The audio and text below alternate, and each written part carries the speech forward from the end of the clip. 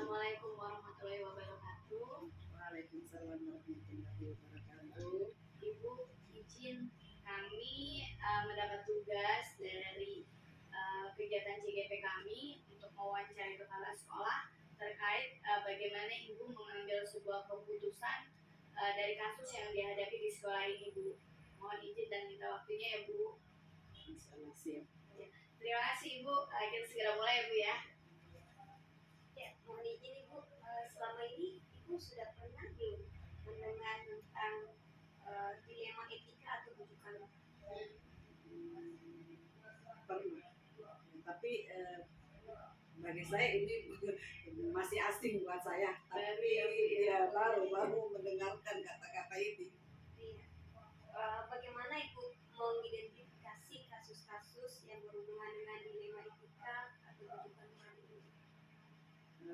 Kasus yang merupakan kasus rujukan moral adalah suatu masalah dalam keadaan yang salah dan yang satunya benar. Kemudian kalau dilema etika, kasus yang sama-sama dalam keadaan benar. Oke, berarti kalau dilihat dari pengalaman Ibu selama ini, pasti kalau ketika menghadapi sebuah kasus, mana Ibu yang kira-kira sudah mengarah ke tadi yang Ibu sampaikan ke dilema etika tersebut. Jika permasalahan tersebut mempunyai situasi benar dan benar, ada nggak kira-kira bisa Ibu sharing kita? Ada. Masalahnya di sekolah ini ada Caraka ini dalam keadaan sakit, tapi dia statusnya honor. Jadi kalau sakit kan nggak masuk dia, ya sakit masuk itu udah hampir 2 bulan. Tapi saya tetap memberikan haknya dia.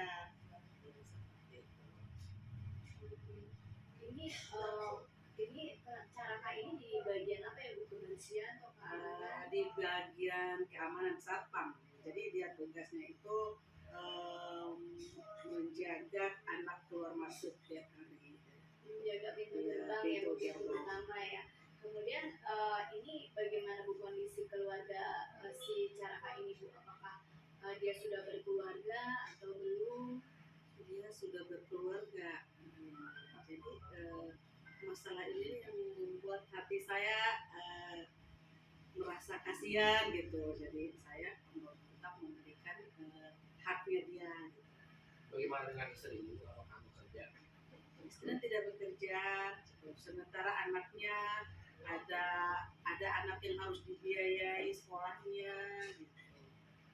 Sementara dia hanya berbaring saja di rumahnya. Sendirian apakah? Iya, kepala keluarga kan dia, anaknya sekolah, istrinya ini, jadi saya merasa terpanggil jiwa saya gitu kasihan. Jadi Ibu salah satu faktor yang memberikan haknya beliau itu karena ada rasa kasihan yang beliau. Nah, kemudian di dalam kasus ini, Bu, di dalam kasus Caraka yang tadi Ibu ceritakan ini, langkah-langkah apa sih Bu yang Ibu lakukan untuk menyelesaikan kasus tersebut? Apakah ada pro dan kontra gitu? Kenapa Ibu mengambil keputusan seperti itu? Nah, ini bagaimana Bu?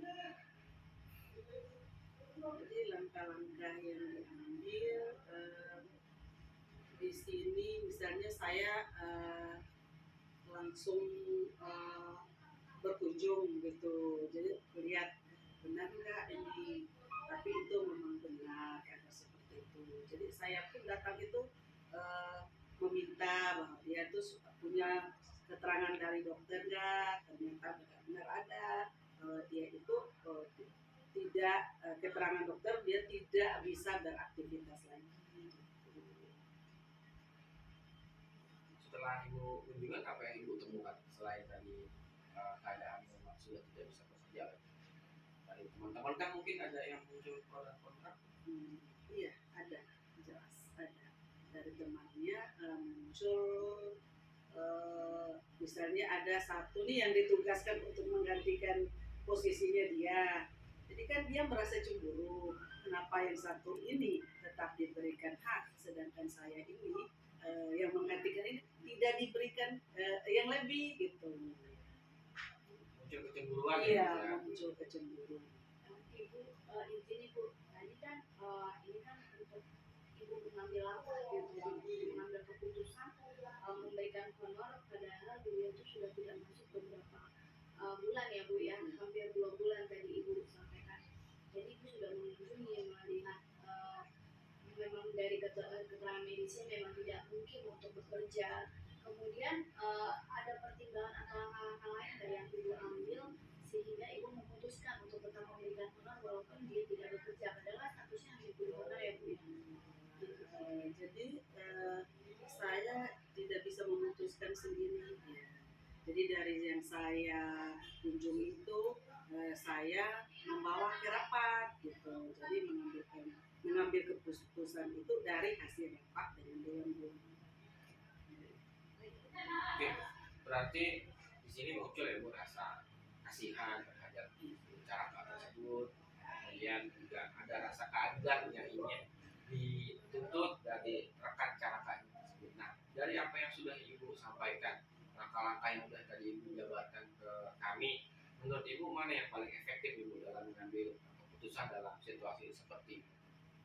Dan kedua-duanya ini dapat terpenuhi rasa keadilan, mungkin terima kasih. Rasa kasihan itu saya memberikan haknya dia, memberikan gajinya dia. Kemudian sebagai rasa keadilan yang temannya tadi yang cemburu, ya ada rasa cemburu gitu kan, saya rangkul, ya saya panggil, saya ajak ngomong dari hati ke hati bahwa keadaan teman ini memang benar-benar seperti ini, jadi tidak memungkinkan untuk bisa menjalankan tugasnya. Berarti langkah yang paling efektif dari apa yang sudah Ibu sampaikan secara persuasif gitu ya, pendekatan secara persuasif personal kepada rekan cara kerja. Jadi tadi yang mengambil yang paling efektif itu tadi pendekatan itu ya Bu ya, pendekatan kepada si temannya teman ini. Ya. Kemudian keputusannya ini Ibu mengambil keputusan untuk tetap memberikan haknya, yang tidak memberikan haknya ini itu gimana Bu? Langkah mana yang paling efektif sehingga Ibu memutuskan untuk itu? Inisiatif Ibu sendiri Ya, atau memang ada masukan? Itu dari hasil keputusan rapat tadi, karena memang keadaannya dia tidak memungkinkan untuk mencari nafkah gitu, itu yang dia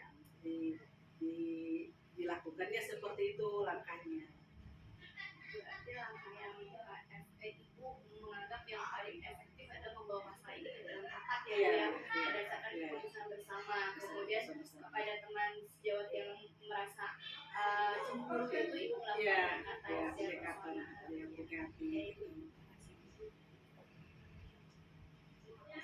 Dan mengadakan rapat ada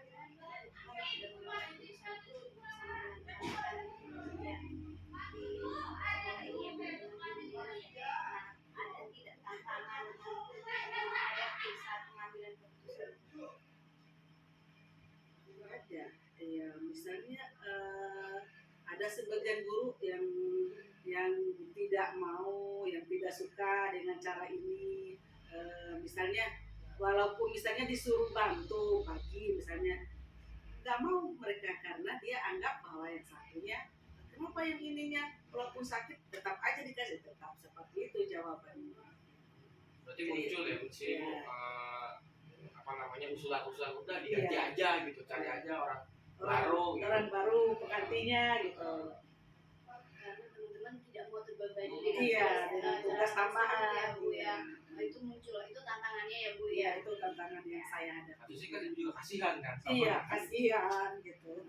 Tapi akhirnya tetap yang terpilih adalah ya tadi itu ya Bu ya, tetap melakukan pendekatan, kemudian juga kepada teman-teman tadi ya Bu, kemudian juga kepada secara kayak sakit, Ibu juga sudah membawa hal ini ke rapat dan diputuskan memutuskan bahwa tetap memberikan haknya kepada si carakan tersebut. Nah, Ibu, ketika Ibu memutuskan hal tersebut gitu, apakah Ibu ketika menemukan masalah dibawa ke dalam rapat kemudian diselesaikan pada hari itu juga, atau Ibu punya rencana atau jangka waktu gitu loh Bu, atau rentang gitu waktu yang Ibu jadwalkan untuk bisa menyelesaikan masalah ini gitu, atau langsung diputuskan spontan pada saat kegiatan ini dibawa ke rapat?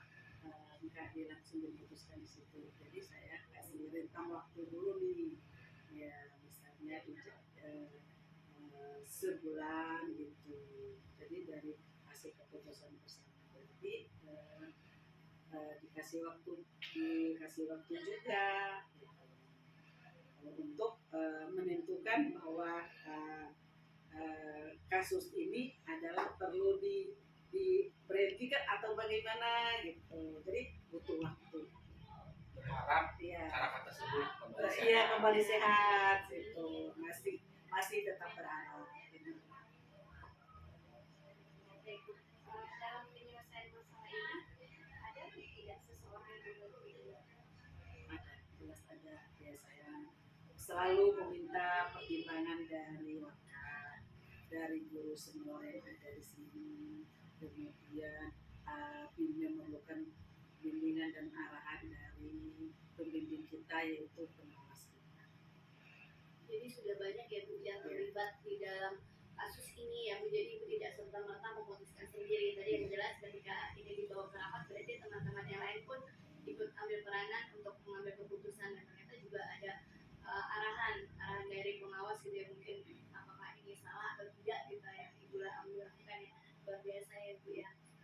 Maksudnya sudah pengambilannya itu sudah memang persiapan yang matang gitu, karena terlibat orang-orang yang berwenang di dalamnya.